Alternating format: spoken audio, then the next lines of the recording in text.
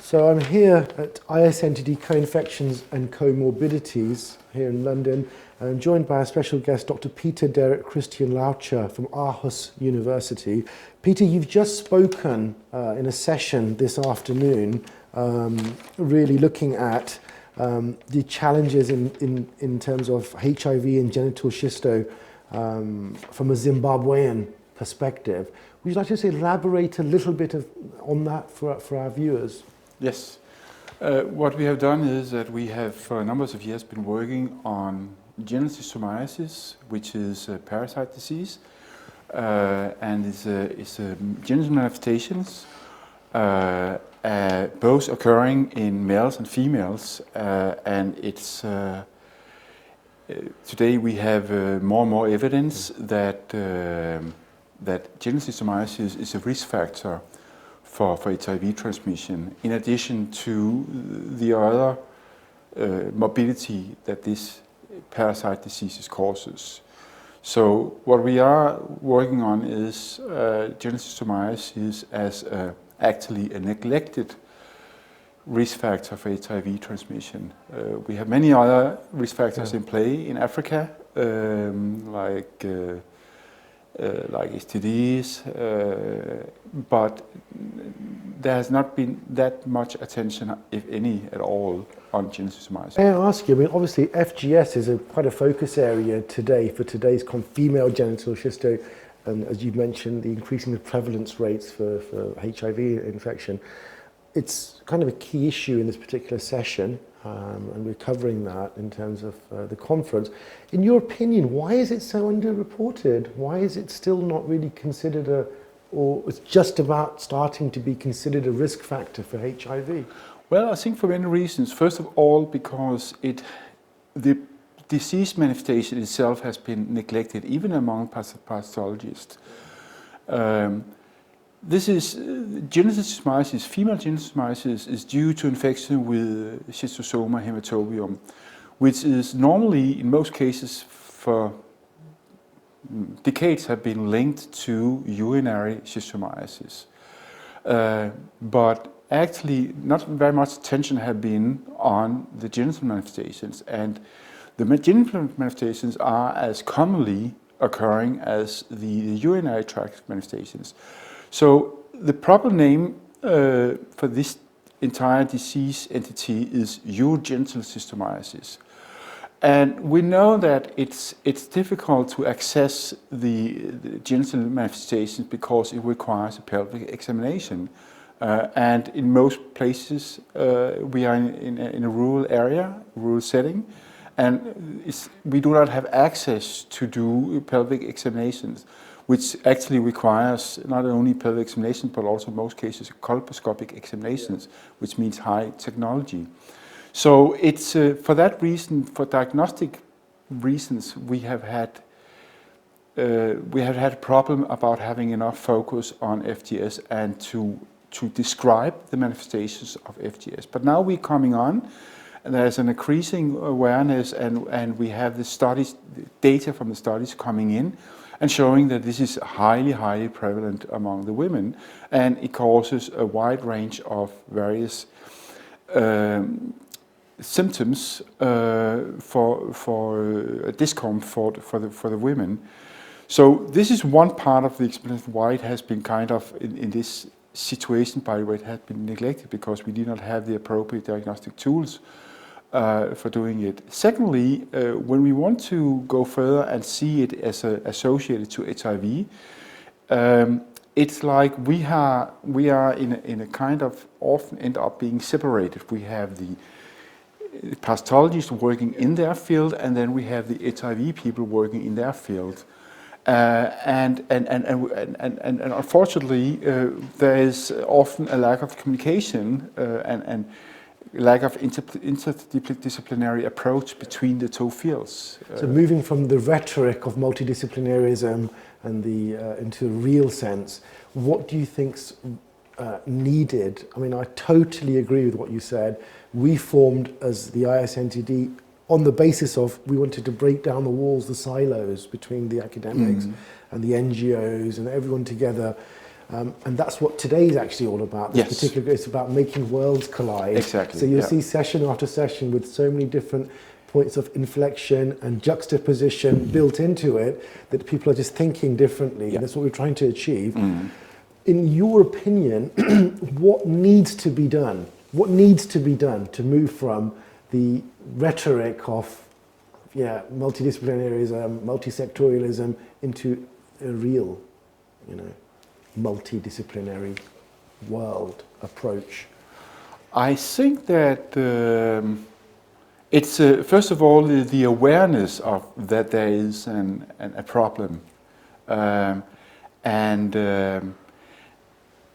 I think what this initiative is, we should have much more of those initiatives, and actually we should be almost obliged to, when we are working as a specialist in a certain field, we should be obliged to say, this is my area, and what other areas are linking up to this area? I think it comes to the specialists themselves, whether we are pastologists or we are HIV or we are in another field. We are obliged to ourselves to think as researchers, to thinking in a much broader context than we're doing today. And I think that also from the international community or in the international funding community, I think that there should be a higher, more calls on research having focus on how diseases are linked together. Yeah. I guess what we're gravitating towards is we've learnt to read the letters of an alphabet, but have we developed a lingua franca, a common language between all the disciplines?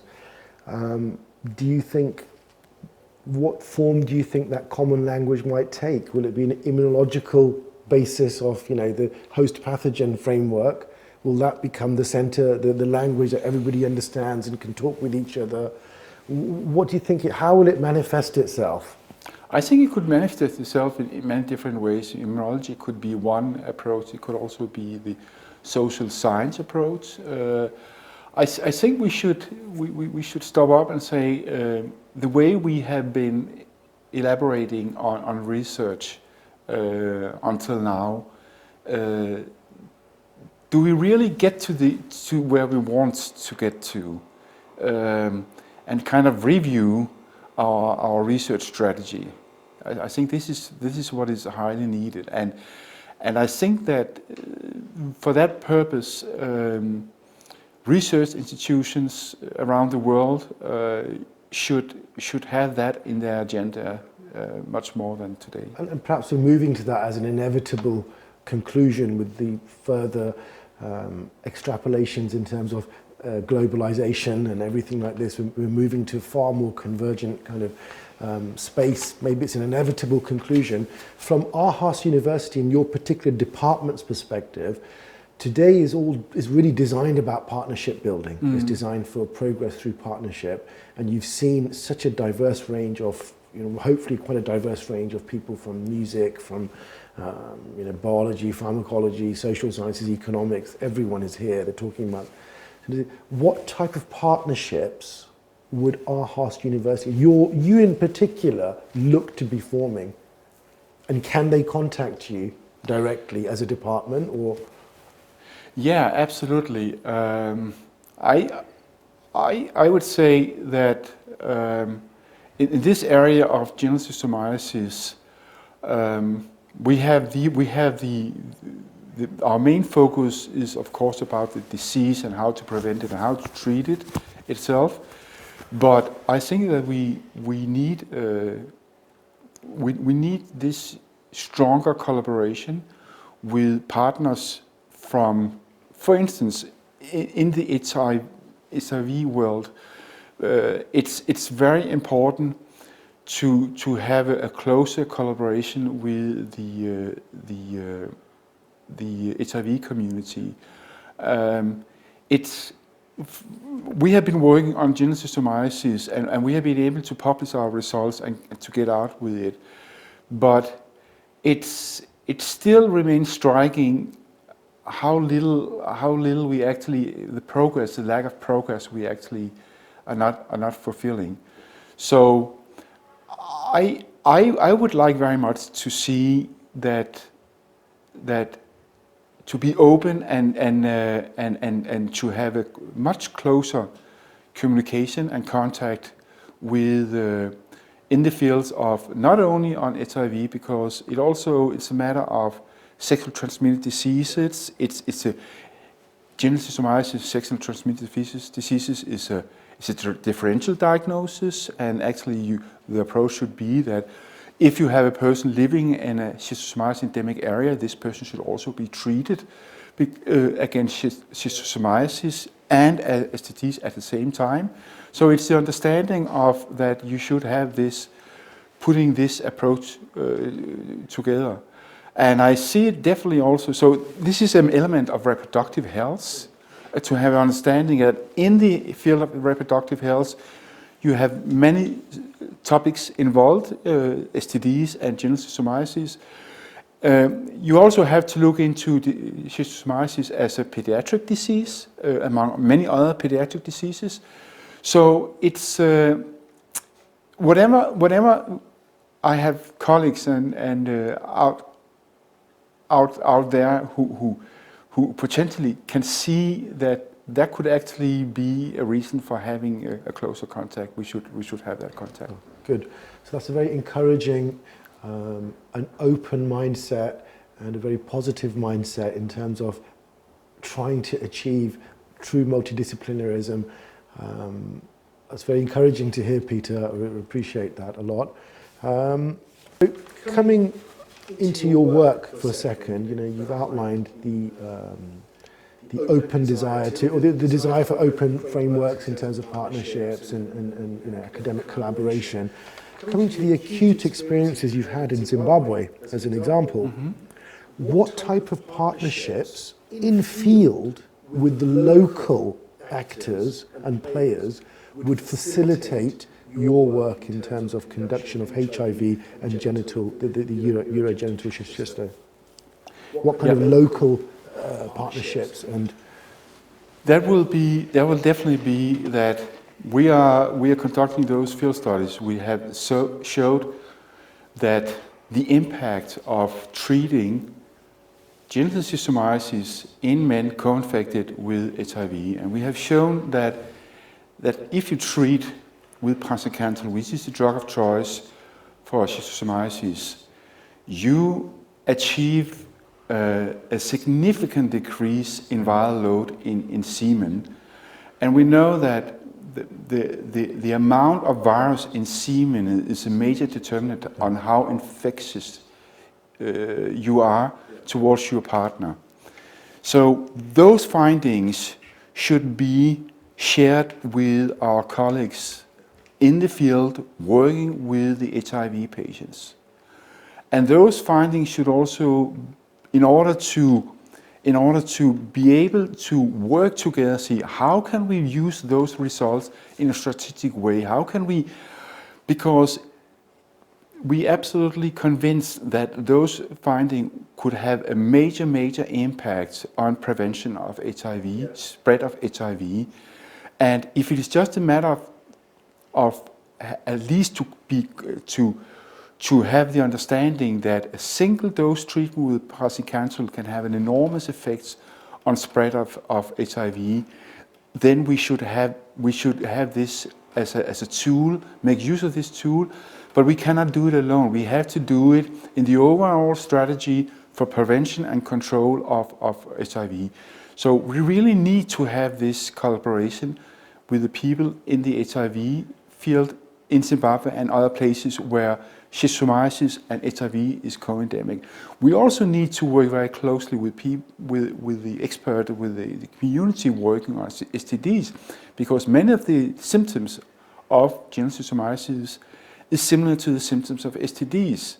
So in order to have the full potential scale of this knowledge, when the person in this area suffering from symptoms from the genitals, those people should be treated for the STDs, but at the same time also for urogenital schistosomiasis. In other words, the drugs against STDs should be standing on the shelf next to the drug against schistosomiasis. So we have this understanding. And all this, HIV and STDs, this is really what we need to have focus on in a large-scale primary healthcare program. And when you say collaboration, at some level or other, the data is going to be shared between HIV programs and your own approach, as an example. At some level, there's going to be data shared. What's your view on the future role of NGOs in affected countries such as Zimbabwe? This could be mapped out to Uganda as an example, other areas or foci of FGS as an example, leading to higher prevalence rates in HIV. So quite a few different African countries or target areas you could map this into, I'm sure.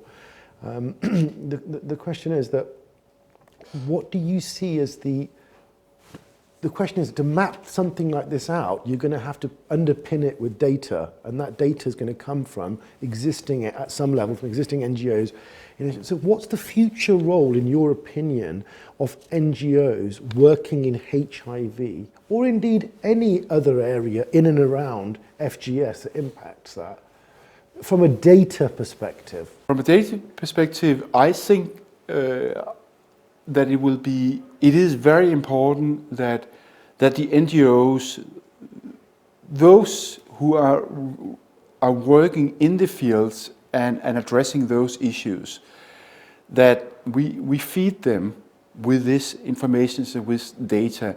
And it's very important that we create an agreement by which that the HIV community and the community involved in genital schistosomiasis and urogenital schistosomiasis actually are providing information that fits together, because otherwise it may confuses the NGOs and to understand what is the impact of this in compared to this. So I think that we have obligations as researchers to actually jointly to come up with an agenda and to translate our data to some kind of useful knowledge that can be adopted by the NGOs for them in order to make a better strategy. That's a very good answer you've given in terms of the relationship between the NGOs, the future role in terms of data generation, and the relationship to research groups. In terms of your work in Zimbabwe, I'm making the assumption that it could be mapped out to different foci in that region, i.e. Different areas of co-endemicity in terms of FGS and HIV, different countries. What would be the role of governance in terms of facilitating your work in different countries? The role of the governance is it's so very, very essential because all this knowledge and all those data will have no impact whatsoever if it is not translated into the public health program, put into the given national guidelines, this will always there will be a risk of having this as an academic, nice to know knowledge, but the major challenge, or maybe you could turn around and say the major opportunity, is to have this knowledge translated and used and adopted in the existing and guidelines for, in this case, for prevention of schistosomiasis, control and prevention of schistosomiasis and HIV comes together.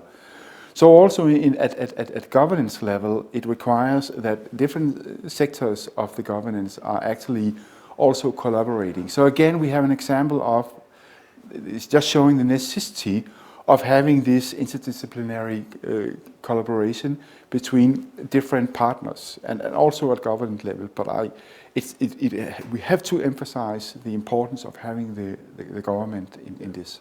Absolutely. And I think that echoes a lot in terms of issues around access to rural areas, access to communities, and not just the rebuilding or augmentation of the sovereign healthcare system, but also the actual workings mechanically in terms of getting to the patient cohorts. Absolutely, absolutely. So, and I hear you on that. So, I mean, we've covered a lot of ground there. I'd like to say thank you very, very much for coming and presenting, as well as making some time for this.